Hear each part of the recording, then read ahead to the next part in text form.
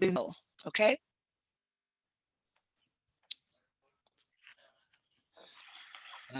Y'all got it.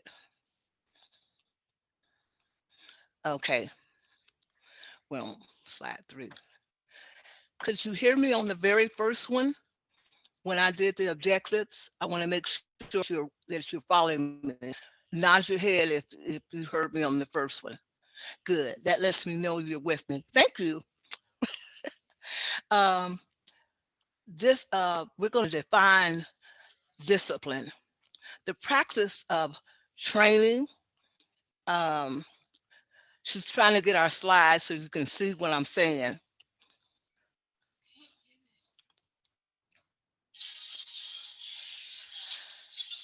We're having trouble getting the slides to move. I'm sorry.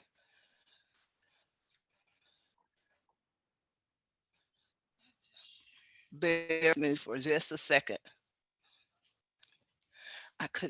I was on 3 and we couldn't get it to move to the next slide. Yeah, we're screen sharing now, but they can't see me. Oh, okay. Okay. Okay.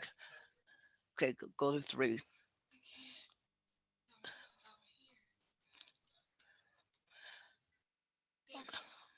Okay. We want us.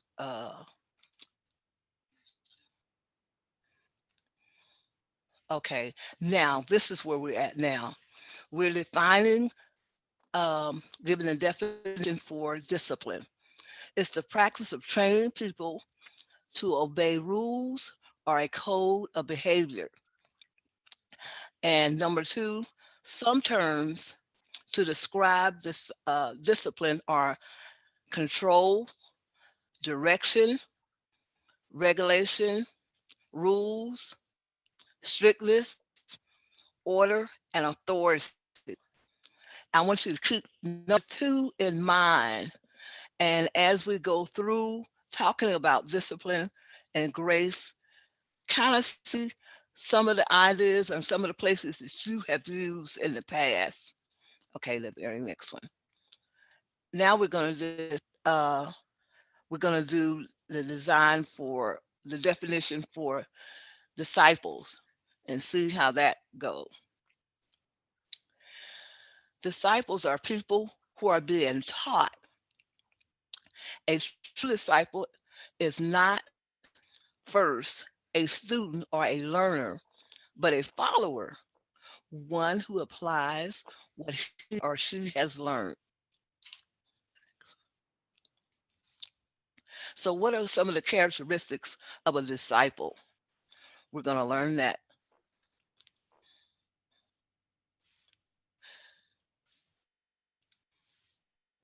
Some examples are sharing the good news to believers and non-believers, teaching others, loving others, standing out, denying ourselves, and being firm in God's word. In other words, we are imitators of Christ, dictated steadfast and investing in mission of our children and teachers. Okay, the next one. Let's let's try to put that in practice, what we just said. Suppose I'm in a classroom or I'm teaching Sabbath school.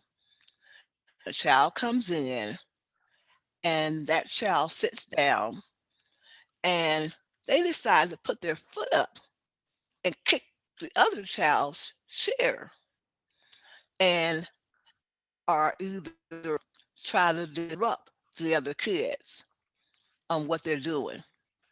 How would I discipline?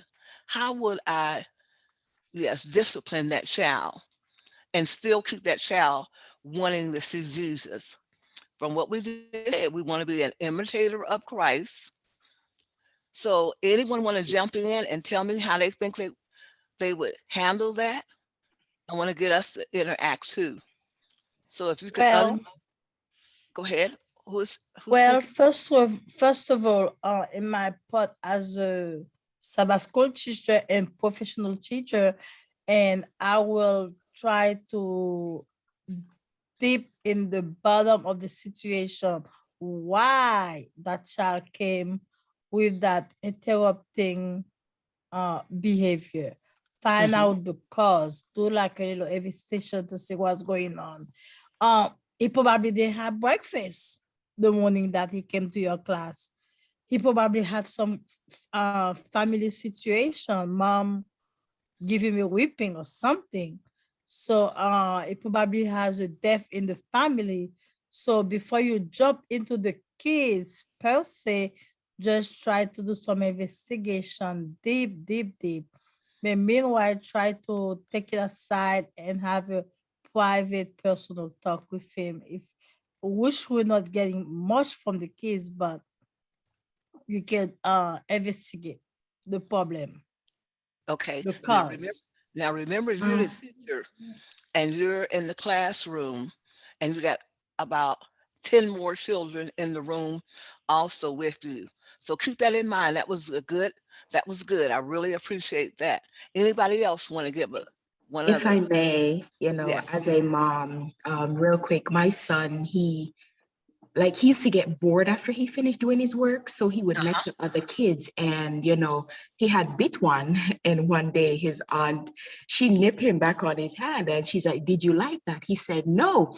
And she said, "It hurt you?" He said, "Yes." She said, "Well, just like how it hurt you, that's how it hurt other kids." Now, I'm not saying to go and kick back the chair, but I would turn to the child. I'll take the child aside or outside the door if I can and be like, it is not okay to do that, because, or would you like it if the other kid did that to you? And like afterward, like Sister Rachel said, when you have a chance, we could kind of look into it to make sure that, hey, it is not something in the background that is happening with that child. But right then and there, I would not punish per se, but I would talk to both of them as well, and probably let them apologize, and then put a scripture in there or something to let them know that we are to be kind to one another.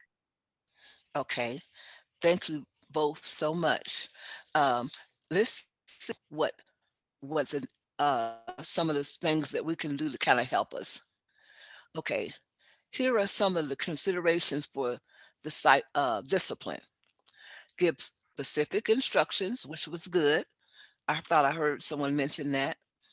Um, and here is one of the keys: have an assistant or parents that help in the classroom to guide. The reason why is because while you're disciplining that one child, the other children are getting active. So if you plan ahead and if you someone to help you in the classroom, get politely work with that child while you continue to teach, because they're looking at they're all their eyes is on you. You're the leader, you're up front. And so this is one of the things that will be helpful. Use reward more than punishment. You can think of some kind of reward to have, um, not necessarily for him acting up or the child acting up, but you can say if the rest of the class, if you have a behavior that's pleasing to Christ or helpful, um, Sister Lamb has something for you. That could be one of the things. Or you can have some rules and things set up ahead of time for your class to know what's going to happen if they're acting up in the class or disturbing the class. Be consistently predictable, um, and we'll learn more about that. Okay, there are three types of discipline. One, there's a preventive. As a leader, there are things you can do to stop or prevent the need to correct or reprimand or punish or even stop what is happening. There's things that you can do ahead of time, and that's some of the things that we're going to learn in our presentation today. Um, we're going to do this together as leaders, assistants, and children and others. So you're going to work together as a group when you're making the plans for how to work your classroom or your Sabbath school or your adventure class. Uh, we're going to have goals and a plan, but there must be some adjustments along the way. So everything is not going to be perfect because each child will be a little different. There is plenty of freedoms within our boundaries. We don't expect perpetual perfection, but full participation. Okay. Some this is kind of to sum up what we just said. Love shows itself by loving the children or child when they arrive. See, some things can be if you had greeted the child, like like Sister Rachel said, uh, suppose the child had a bad time before they came to school or before they came to Sabbath school or church school, and maybe greeting them at the door, kind of calming them down, kind of getting to let them get some of their frustration out by just talking. You ask them how was their week, how was their day. This means that we have to get there a little earlier, and we have to plan ahead when we're planning our lessons, plan for disruptions coming along and kind of be there. So when Al arrives through their activities or classroom or children's program, you want to greet them with a loving way, thinking from a child's perspective rather than from a leader's perspective. You want to think how the child will feel walking into the room for the if they're having a bad day. It means investing time in advance, what we mentioned earlier, planning for disruptions in your mind and how praying through the Lord's help that you can work through those situations. And when you have help in the classroom, your team might get together and say, okay, if we have somebody disrupted this week, I will go over and speak with them or talk with them. Um, and maybe next week somebody else will do it. Um, but you'll have a boundary. Love includes freedom and boundaries. Okay, let's go to the next one. Grace shows itself in a preventative discipline because you gift children with progress, regardless of their appreciation or their participation. Let's say that one more time. Grace shows itself in a preventative discipline because you love children with progress, regardless of their appreciation or their participation. Grace is present because God is present. We have to ask God to help us because sometimes we can't think of things on the spur of the moment when things are getting out of hand or a child has been disruptive. But with God and asking Him and inviting His presence in, He can lead us in how to handle that.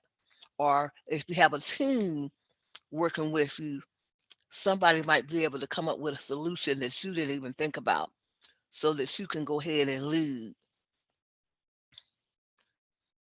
Okay, before we go to the next one, is everybody okay with preventive discipline? If you have any questions, let me know. Miss Carolyn, your Yeah. video is off. Is it on Uh, purpose or? no, no, we didn't know it was off. You can't see me at all? No. I'm sorry. We're gonna try to get you back on. We'll work So on that. But you can hear me okay, right? yeah, you can hear you. We Yes, we can can hear hear you. you. Okay, okay. We I'll see the go. PowerPoint. We just don't see your video, your Oh, camera. okay. Okay. I'll try to go ahead and keep talking so I don't want to run out of our time. But thanks for letting me know that. We're going to work on that, okay? Um, So I have a question, or I don't know. Yes.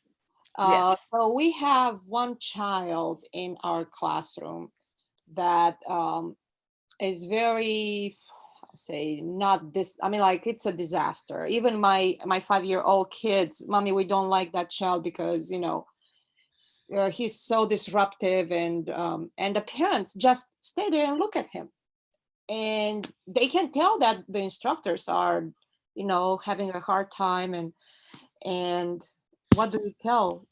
What can you, how can you deal with a situation where the parents literally don't want to do anything? Okay. Um, in that situation, and do you have other helpers in helping you with the child? Do you have others helping you? um Sometimes yes, sometimes no. Okay. Then I think with this child, you're going to have to do a one-on-one outside of your Sabbath school or outside of your adventure club or wherever they're at. You're going to have to kind of get to know this child. It's something this child is trying to say. He's trying to either act out or there's frustration going on somewhere else. So this is one that's going to take prayer. It's going to take, that's where grace and love is going to come in at, where somehow or another, the team might have to come up with ideas of things that you can do for him. Have you tried having him to lead out in different things? Oh, Uh, he's too young. I mean, like, he's in the adventure club, and he's too young. And then there is another child that it's almost in the same situation, but he has, I believe, medical issues. I'm like, his attention span is just a couple seconds, and then you lost him, and then he Okay, started. may I jump in? yeah, Sorry, if I may, we did have that experience at our church during VBS. We had kids from the community, and one was particularly crazy. And everybody said, take this kid home, don't keep him in, because he was completely disrupting no matter what you did. And the parents would be hanging out there, and then it hit me. He was reacting to the parents. So there are times actually you need to send the parents out because it may be the issue. So we decided by day 2, it was almost impossible because it was just disrupting everybody and everything. So I had him as my assistant because I was the leader at that time. So I took him out of the class and he went around with me. So he was handing out water. He wasn't learning, if you think about it, but at the end of the week, he learned. We did not send him home. He was just the helper. So if I needed to do anything, he would go around, he would check. I just gave him activities that were not part of learning at all. But believe you me, by the end of the week, his parents were coming to say, what did you do? So there are times that you may have to take an unconventional way, because yes, everybody yes, said, send this kid home. But I said, what are we showing the kid if we're sending him home? What are we right, saying then? So we did right. not send him home, but he didn't sit with his other kids because he was very disruptive. So we took him around. So it may mean that you have to solicit the help of some church members, maybe a male adult, because that's what we had to do. He was walking around one-on-one with somebody, and he may not sit through the entire class and learn. He could take walks around the room or take walks outside and then come back in. That may help, but you have to do something unconventional. Good. I heard maybe sometime having the parents not being in the room could help. I also heard giving them a responsibility, and don't be worried about how much they're learning, because as long as they're in the room and you're working with them, um, they are picking up things.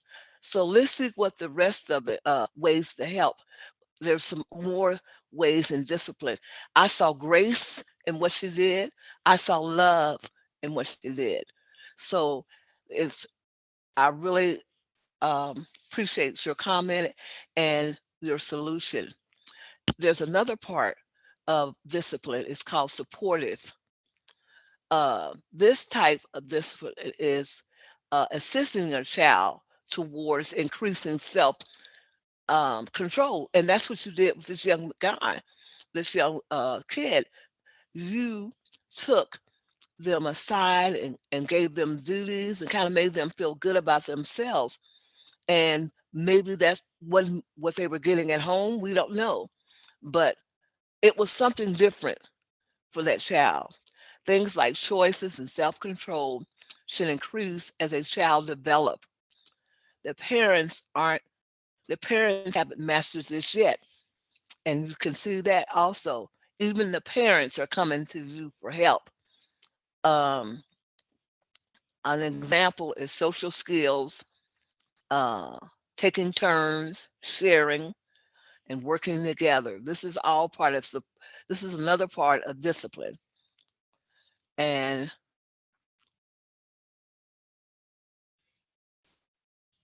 we're moving to the next part. Okay, ways to get this across. You could say things verbally that you want them to do. You can see how the behavior you want you're modeling. Have the child model or do uh, and like the others, like others are doing. Have the children do, model, and teach the behaviors to others. Because sometimes some of them are little leaders, some of them are followers, and you might kind of need to direct them. Children are often copycats. Our job is to have them copy the right cat. So I like that one.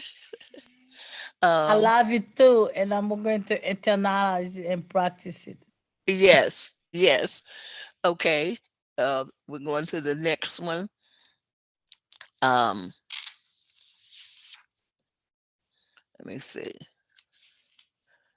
We're trying to work, bear with us. We're trying to get our screen so you can see the same thing that I see. Um,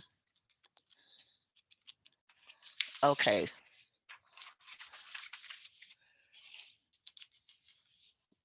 It looked like we're stuck. I'm sorry.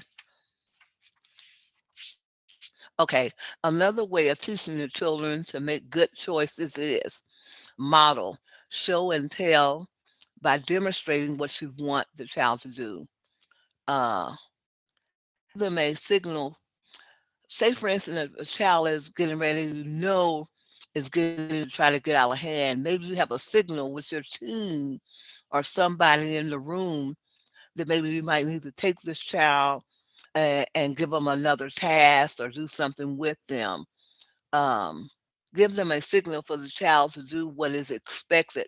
Okay, say for instance they're doing a memory verse, or and it seems like they have forgotten the words, or they have seem like they might be scared. Give them a little prompt, like give them maybe the first word or help them with part of it, and that will encourage them. Don't do the whole thing, but just give them a little prompt, a little signal to help them to move forward. You want to practice, provide repeated opportunities for them to enforce your desired behavior that you want them to have. You want to not just do it one time, but if Johnny sit really nice in class and didn't disturb the class today, say, "Oh, Johnny, I really appreciate how you did today. Um, I am looking for that next week. And if I see that same behavior, then I think Miss Lamb might have something for you." Or we'll see what happens. I am so proud of you. Or just encourage them and let them know that you saw them and that you recognize that they are trying to do better. After a supportive discipline, reinforce positive behavior with the words and tones, just like I did. You would go with eye contact or gentle touch. And be careful with the touch thing because some children don't like to be touched. You got to know your children or your audience, the ones you're working with, because you know if someone don't, you know, wants you to touch them, or if it will um, make them feel this uncomfortable. So kind of you have to know your kids that you're working with. And if you don't do any of those things. Some kids can't take eye contact. I want to let you know that too. It's not that they're being bad, but maybe when my granddaughter was coming up, would you mind if I share that with them? When my granddaughter was coming up, we didn't know she was autistic. We had no idea, and she did not like eye to eye contact, nor did she like to be touched. She was used to us, but she didn't want anybody else touching her. So once people got to know this and everything, she was all right. You know, if they needed to talk to her, they could, but there was ways that she had to respond to people, but eye contact was not one. So be aware of your children, your surrounding, who you're working with. Okay, the next one. Can I Uh, ask a question, please, yes, if it's okay? yes. Mhm. So, I'm not a professional teacher, but I do teach kids, especially the youth. So all this we're doing, on how to deal with kids and stuff. Is there something where, we can give parents a few pointers on what to do at home, because it'll defeat the purpose of coming to the classroom, or whether it's church or a regular classroom, to for us to do all of this, and then they go home and they go out the window, and then they come back again and we have to do it all over again, if you know what I'm saying. So like, especially parents, they don't have to be in the church, but just like something to say, hey, you know what, this is what we suggest, da da da da da, when they do this at home. Because I always keep up with my son's teachers. Like, they have my personal number, is he doing good? Is he this? Is he that? And, half of his teachers, when they're talking to me, I know they're talking about my child, because they know him and we have that communication, as in like, hey, this is what he does when he's like this. And, we work together to get him to a point now where he's one of the best students. So is there a way, like, we can suggest stuff to parents, or if they can be receptive to it? So that way, at the end of the day, the child or the children, they're the ones who's going to benefit. Am I making sense? Yes, you are. Um, and I like what you just said. And that means maybe either after church, you could either talk with the parent or tell them, Johnny did really well today. And we tried a new technique. And I want to see if maybe you might, um, this is what we did today. Because you have to be careful how you say that, because they won't think that you're trying to uh, take over their child or tell them what to do. This is what worked for me today. This is how you could do it. This is what worked with Johnny today, uh, and it works very well. We're going to try it again next week, and maybe the parent will pick it up, or just communicating with the parent will help. Regular communications will be a big help to you. Does that make sense? Okay. There's a third part of discipline, and that is it's called corrective. And Revelation 3:19 says, I correct and discipline everyone I love. So be diligent and turn from your indifferences. And also, these are some other texts that will help you with corrective discipline. God disciplines his children in love, just as a parent discipline a child. So in love, what you did was in love.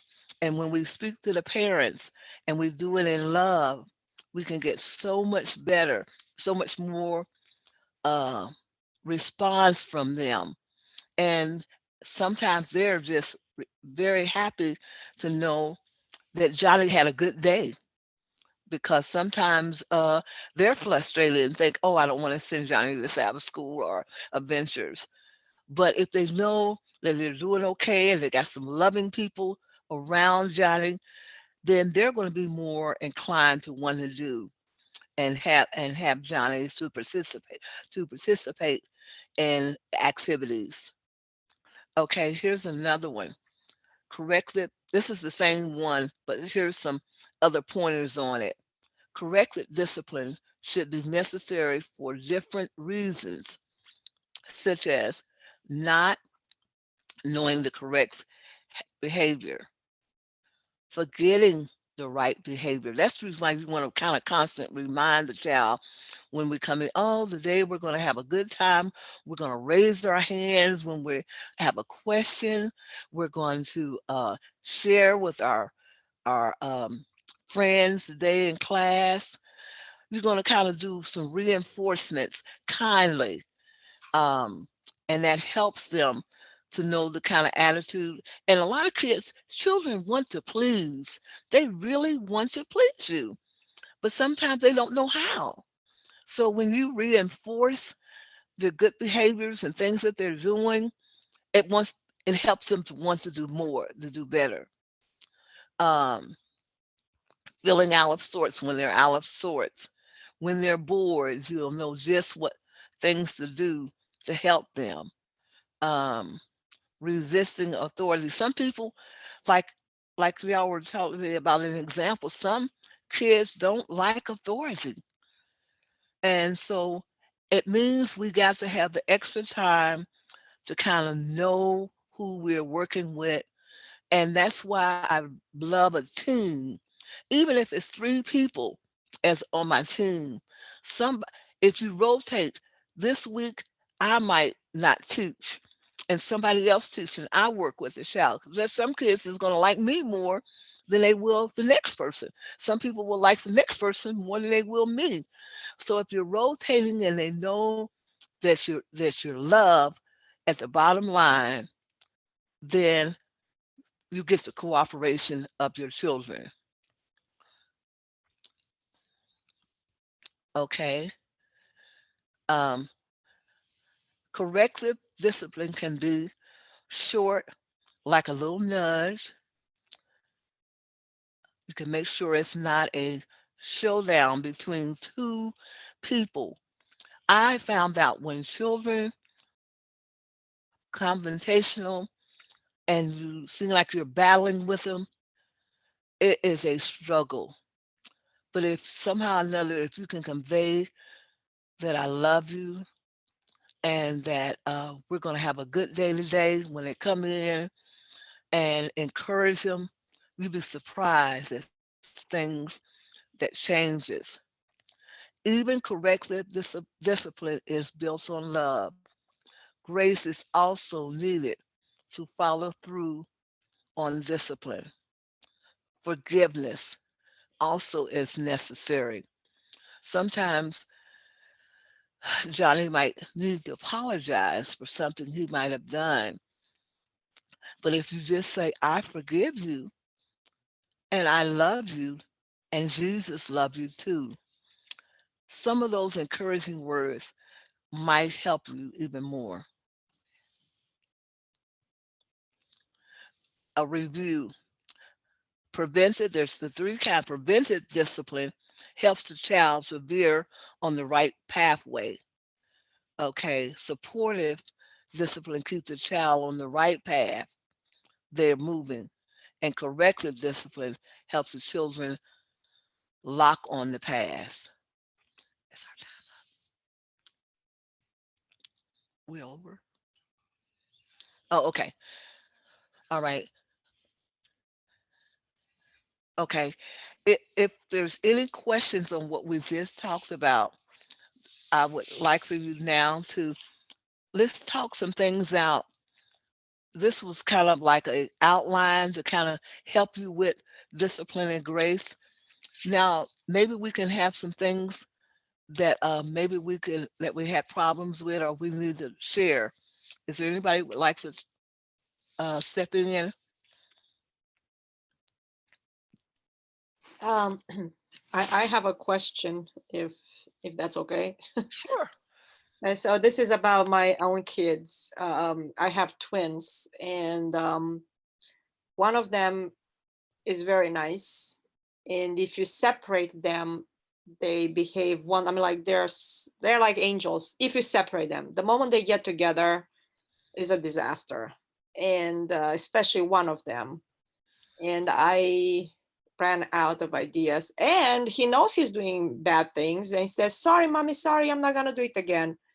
And next 5 minutes, he's like, so I tried everything, punishment, reward system, everything, and it doesn't work. Um, Anybody else want to step in and give us some suggestions before I comment? Anybody else? Well, I never had kids, but I had 6 children. And you talking about when one did something, it seemed like there was one to follow. And I, one of the things, the first thing I had to do was pray at night when they were asleep and anoint them and ask the Lord to help me to know what to do. And maybe we could have more things that they do together that you would share with, like a fun time together. Maybe and say, today we're going to try something this week. We're going to try to, let's call it getting along, or kind of um, less um, having disagreements. And I'm going to have a jar right here and on the table for every time that we don't have a argument or we kind of get along. I'm going to put something inside this jar. And at the end of the week, or you can have 2 jars and then see who is going to win and who's going to get the surprise in the jar. It could be whatever you and your husband or whoever comes up with. And that might be something. Or you could try to do more things um, together, because I think it sounds like they're fighting for your attention. Each one is wanting your special attention. And they feel like when they're together, they're not getting it. I could be wrong. How does anybody else feel with this situation? I think you're right. I'm gonna try that. We're already doing the reward system right now. Sometimes it works if I remind them, hey, if you do this, you're gonna get the reward. If not, you're not, or the reward is gonna go away. And it kind of stops him a little bit. So maybe we are on the right track with the reward system. We'll see. But thank you. Yes, we'll try that. What you said too. I'm gonna try everything you said. So hopefully they're still like 5-year old right now. So eventually they will hopefully. They will grow out of it. But right now, it feels like a competition because it's both of them, Yes. and they're fighting for mommy's attention. So I would change my reward things. I would try to think of different things. You can have a particular item and say at the end of the week, mommy's going to have on a calendar. I'm going to mark how many, if I didn't have to have you have an argument or something. It Yeah. could be by the end of the day. Since they're so young, you might a week might not work for them. You might say at the end of the day, we're gonna have a point. Oh, I'm gonna yeah. add up the points, and then we'll add it to the next day. Because when they're small, they can't see down the road. But when Yeah. they're younger, it's that day. It's that particular day. If they can have a good day and less arguments. Oh, you know what? Y'all had only 2 arguments today. And most of the time you have 5. So, boy, God is blessing us. God, do things to encourage them Yeah. and just try different things. And I'm telling you, I had to have a lot of time when they would be asleep. Lord, I failed today. Please help me. Especially when you had 6. Mine were 2 years apart Oh and they wow. were small. I'm from So 7 kids, so I know what the big family is. So and most of it they were fighting for mama's attention. yes. But we're all good kids now, so. It didn't hurt us. So anybody else have a question? Miss Carolyn, this is Darlene. I teach juniors, and we usually have between 6 or 7 and maybe up to 10 or 11 kids. My problem, I've got a heavy on the girl side, 3 or 4 boys. I've got 2 really challenged boys that can pull the other 1 or 2 usually down the poor path choice in behavior. But I will say it does help. My mother-in-law has a heart for boys. Since she had 3, she comes in and assists me. That is a huge help. Last week, one in particular, little guy is a 6th grader. He's on apparently ADHD medication during the week for school, but he goes off the medication for the weekend. He usually walks in eating some maybe poor choice breakfast item. It's usually some kind of sweet. And so I'm not always sure what's going on at home. He's got 3 other brothers at home. And last week we, again, usually having the assistant does help because she can help with correction while I continue to teach. So we don't lose complete control of what we're trying to get accomplished in the class. But last week I asked him if he wanted to be in the class because he continued to, pass gas and chew on his pencil, whatever it was to get reaction. He said he did. He'd been moved away from the boys. So then he kind of had an audience as he sat in front of them. But we ended up, I gave him another chance or whatever. Ended up, he made another poor choice. So I kindly asked him to sit in the hallway. And I did have, there was a greeter right outside how our church is positioned, who is a retired teacher. She was happy to have him sit with her. And I think he helped greet. And I said we'd give him a few minutes. And if he wanted to come back in, he was more than welcome. So it's always a challenge. It's the guys for me and being able to maintain control, and certainly assistants do help. Sometimes it's not always easy to find someone. Usually people are more happy to assist than to be up front teaching, but it's so hard to keep control when you've got a little bit of a class clown. Anyway, I appreciate some of these points. If anybody else has good input about middle school boys and how to maintain control, I'm happy to hear. Hi, can I jump in? Yes, go ahead. So it depends on the child. I am not a professional teacher, so I totally respect those who do that. But I am a mother of 4, and I have been teaching kids for 20 years now in church, not professionally, in church. What I would say is every child is different, and you have to know the child you're dealing with. I have 2 currently. One actually deliberately disrupts because he wants to be sent out. So for that one, because I decided, that's what you want. So I don't send him out. Instead, like I said, so you have to figure out what they want. He will disrupt because he knows, I'm going to be sent out. I will not do that. So what I found worked for him is I said, if you disrupt, you'll sit in front of the class with your mom. I'm going to call your mother. You will sit in the front with your mother. And that's where you will learn the lesson from. And he said, no, because he's a big boy. He doesn't want to be embarrassed like that. So then he doesn't. So that is what works for him, but it may not work for everybody. So you have to know which child. And then I have those in my class who want attention. So what works for me is the first 10 minutes of the class is about checking in.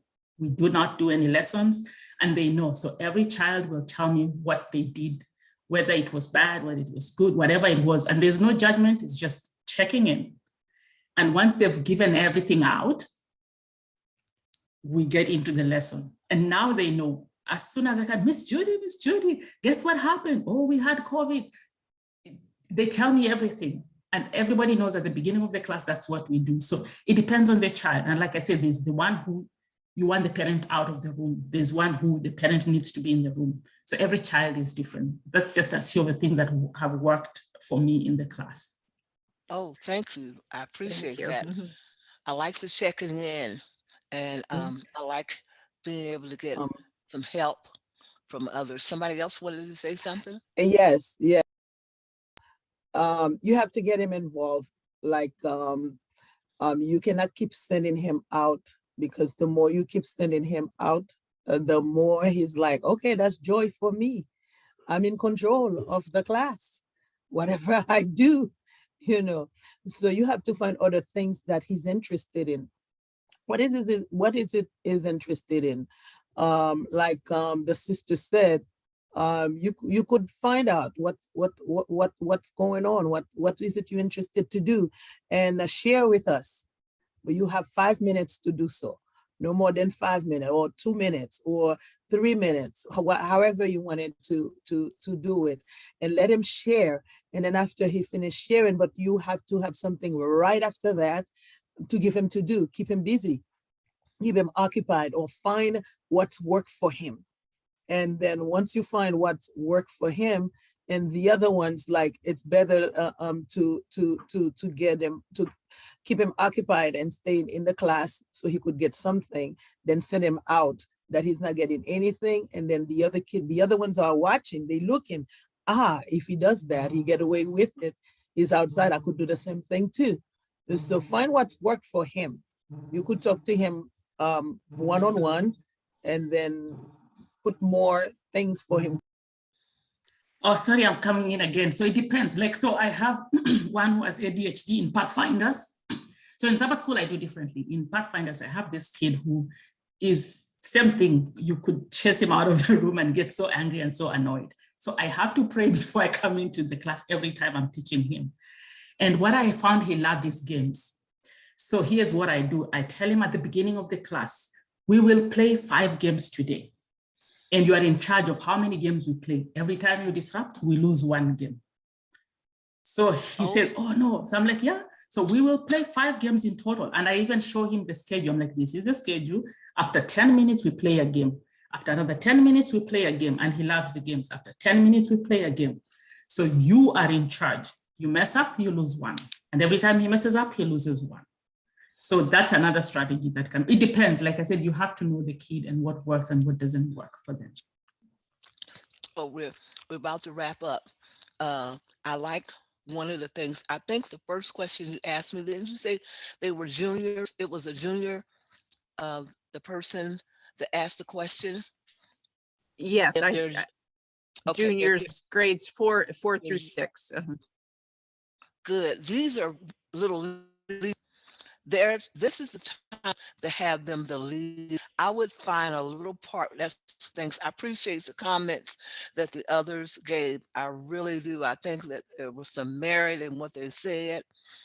And I like the responsibility of giving them the game, but I also like the part of starting them lead. Give them a part of and have them to lead out. This is your part for the week.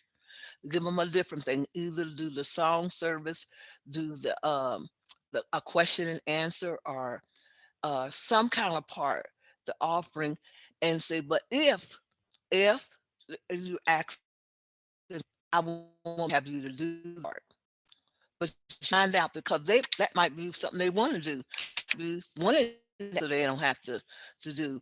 But somehow or another, I would find a way that you can start them into leading out, because this is the age that kids are checking out spiritually. They're kind of getting away from God. The parents are pushing them might push them to come to adventures, and they don't want to come. So if it's fun and they have some responsibility, it helps them to want to be a part of adventures or a part of Pathfinders. Trying to get them to want to be a part at this age was helpful. Thank everybody. I believe Thank you. But thank you so much for being on Zoom with us. Hope that this was helpful. Absolutely. My We name is. do. Go ahead. Sorry to Go ahead. interrupt you, Carolyn. I think we have about 6 more minutes if anybody has Okay. another question or two or something else that they have thought of that they could share with us. Can I ask you a question? Sure. Sure. I also teaching the like a Sabbath school primary class, but I have two boys and they happen to be in my class. And sometimes, because they are my children, they are more comfortable me being there. And they sometimes even said that they are proud my mom is the teacher. So they behave like uh, they shouldn't behave. They are more comfortable than any other kids. So me disciplining and teaching in that environment, sometimes I can be a little more harsh to my own child. And sometimes I don't know what to do. So in that situation, what's the wise way to teach them? Somebody else can step in, but one of the things I would think, if you have any assistants, do you have any help in your class? What's your help? Sometimes, but sometimes not. That's if you can get different ones to come in, that's going to help you a lot because you're doing it by you. It's hard to teach and discipline at the same time. It's hard to do activities because they feel like you're mommy. You're supposed to give me all your attention, and you're giving it to somebody else. So the first thing, you kind of need somebody to help you on a team to work with you. Can anybody else give any other comment that I might be have. helpful? May I? Yes. We have a lady in our church, and she foster cares, and she's foster cared the same two little children for probably, I don't know, a year and a half now, and they're great for her. On the way there, they're like, we're gonna do really good. We're gonna be really good today. And when they get there, as soon as class starts, she's the teacher for the cradle roll. She's the teacher. As soon as she starts, it's like it's something else. Absolutely something else. It's her attention's gone, and they are. It's interesting thing. So we had to learn what to do with them. And the oldest boy, who's 3, he would lay on the floor. He was very adamant that he didn't express what it was that was wrong. He just wanted his mommy's foster mommy's attention. So I would pick him up off the floor or whatever he was doing, and I would set him in my lap on my leg, and I would quietly whisper to him about whatever was going on. It's like, oh, look what they're doing now. They're listening to a story. Wow, do you know that boy? Look at that picture. And he, after about 5 minutes, he would calm down, and the other kids would go to a craft or something else. And I was like, oh, that looks like fun. And he's like, yeah. Or we would talk about what had happened that morning, about how much his mommy loves him and stuff like that. Because when they're so little, I'm not sure how little yours are, but when they're so little, they don't know how to express, my mommy's attention's being taken from me, and I need it, and I'm jealous, and they don't know how to tell you. So it manifests itself in a different behavior. But we would talk that morning. I said, did your mommy have breakfast with you? Yeah. What'd you have to eat? And as he was answering the questions, just quietly to me, and I was like, well, you want to go, that craft looks fun. And he said, yeah. He said, I'm ready to get down now. I said, you want to go play? You want to go do the craft? He's like, yeah. I said, do you need any help? I said, yeah, I would like some. He'll go over and he'll participate and be just the best big helper for the next 35 minutes or 40. We have ours for an hour and 10 minutes in Sabbath school class. But it seems to be that works well for him. Another one that does not work at all. And again, it's the teamwork, having someone else to help. It is so hard to teach and the crafts and everything. It wears you out, and they can feel the frustration that you're going through. A lot of times that's what it is. They know mommy is frustrated, and they can take on her feeling. So that's why it's good to have someone like Gwen to step in and pull that tension away so that mommy can teach. And maybe you can get a volunteer. When I had when we were at a small church, I would get some of the older ladies or older teachers just to come in for about 10 minutes. I would time to come in, and that's how we get my help. You only have to stay 30 minutes, and if you can do it for a month, when we did the activity, then the next month I'll get somebody else. But that is good with them. You might have to do that until you can build up a team of someone to help you, because it is very hard, like I said, for a teacher, for a person to be a teacher, a mom, and to do the crafts and everything and all in once. God didn't mean for us to have all them hands like that at one time. We need helping hands. Anybody else want to add to that? Thank you, Gwen. You're welcome. I have one more suggestion Okay. for because they're her kids. If they're happy little helpers, they may, like training during the week. I say, okay, this is the lesson this week, and I want to do this activity. Can you be mommy's big helper and hand this out or do this? And they would probably really enjoy being helper. That way they're still getting the attention, but yet not right under, they would feel differently, maybe. Good idea, Gwen. I like May that. I? One more thing.